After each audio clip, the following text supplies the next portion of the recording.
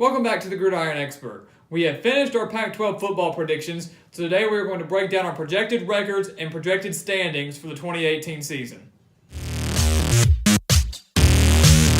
The Pac-12 really didn't have any crazy tiebreakers, but it did have a couple surprises, and we'll start over in the Pac-12 South where, yes, I do have Arizona winning the division. Now, I know that may come as a shock to some, and a lot of people will say that USC should have won the division or should win the division, or maybe even Utah, but I really do like this Arizona team, led by Kevin Sumlin. We've seen what he's able to do when he's given the right talent for his type of offense, a great quarterback for that offense, and Khalil Tate. As long as the defenses don't shut him down like they did at the end of the season, they will be just fine. I expect them to change some things up with Tate with this new offense that Kevin Sumlin is bringing in. They have a strong defense with 9 returning starters, so it's not just going to be an offense-only deal for Arizona. They are a very complete team, and I think they are probably the most complete team in the Pac-12 South, more so than Utah and USC. Arizona and Utah both have a 9-3 record overall, but Arizona having a better conference record at 7-2, one game better than Utah and USC. So, yes, I know that's a bit of a surprise. I know people might disagree with that. And as always, I'm not going to go through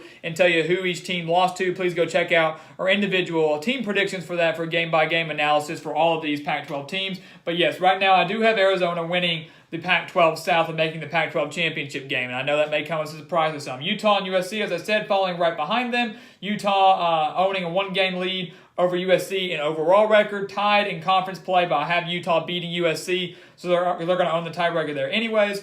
Colorado, I do have making a return to the postseason after missing out last year with a 5-7 record. I think they have enough talent to get to a 6-6 record. Arizona State, I have falling just short in year one of the Herm Edwards era at 5-7, 3-6 in conference, so fairly respectable considering the schedule that they have to face this year. And then UCLA, I know, also might be a surprise to some, going 3-9, winning just one Pac-12 game this season, which I have coming, oddly enough, against Arizona. I said that I think they would come against either Arizona or Utah, and I'm going to pick Arizona in that one. That's going to be Chip Kelly's signature win, and I know a lot of people think because they have Chip Kelly, they're automatically going to be Pac-12 title contenders or automatically going to get to a bowl game, and that's just not the case. They have an extremely difficult schedule, tons of inexperience on that Bruins team, and I'm picking them to go 3-9. Maybe they surprise me, maybe they go 4-8, 5-7, but I do not see them getting to a bowl game, and I do see this being a major rebuilding year for the Bruins. And over here in the North, no surprise to see Washington finishing at the top of the division. I know that their two toughest opponents are obviously going to be Oregon and Stanford.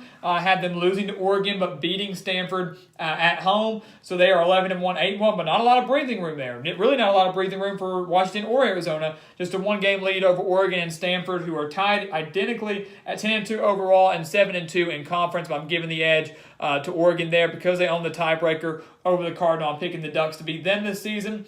So a two-way tie for second place in the Pac-12 North, with Washington winning that division. California, a team that I'm high on with 18 returning starters. Justin Wilcox, a heck of a head coach, a heck of a job he did last year with the Golden Bears, returns 18 starters this year. Love the quarterback in Ross Bowers, love the defense, especially along that defensive line. A California team no one can afford to sleep on, but really a pretty big drop-off between Stanford to California to Washington State. Really just California right there in the middle, not really in a position to jump into third place, but really not in a position to slip into fifth place there. So they're pretty much right there in the middle. Washington State, a team that I do think is going to have a rebuilding year.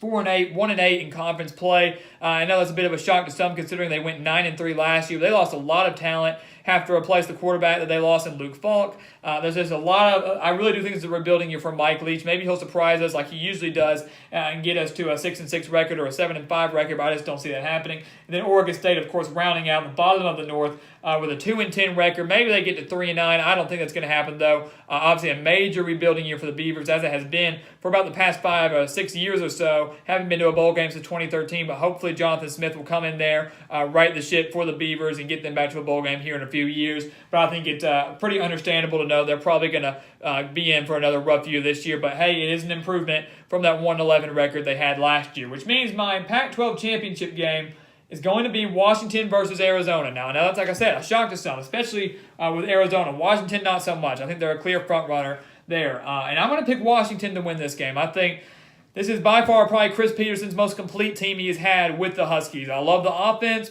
I love Jake Browning, as you've heard me say over and over again. I love Myles Gaskin, as you've heard me say over and over again.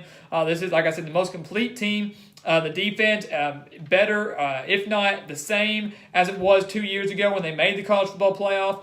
So a very deep, very solid Washington team this year for Chris Peterson. And I think they do win this Pac-12 championship game against Arizona. It will be a test. It's going to be a rough test for the defense to have to shut down Khalil Tate. And it's going to be rough for the Arizona defense to try to shut down this Washington offense. I think if this plays out, this is the Pac-12 championship game. We're certainly going to be in for a good one. But I think Washington pulls it out at the end, and with that win, that would be 12-1 on the year, and that would more than likely get them into the college football playoff. I can't imagine them leaving out a one-loss Washington team with their one loss coming to a very solid Oregon team, as long as they end up finishing 10-2, 9-3, somewhere around there. So I think Washington does win the Pac-12 championship game over the Arizona Wildcats and makes the college football playoff. So here are our projected Pac-12 standings and records for the 2018 season, with Washington winning it all and advancing to the college football playoff for the second time in the past 3 years. So as always, please go check us out on Twitter at Gridiron Expert, on Instagram at The Gridiron Expert, and always here on YouTube. Please continue to like, comment, and subscribe, and we will see you next time on The Gridiron Expert.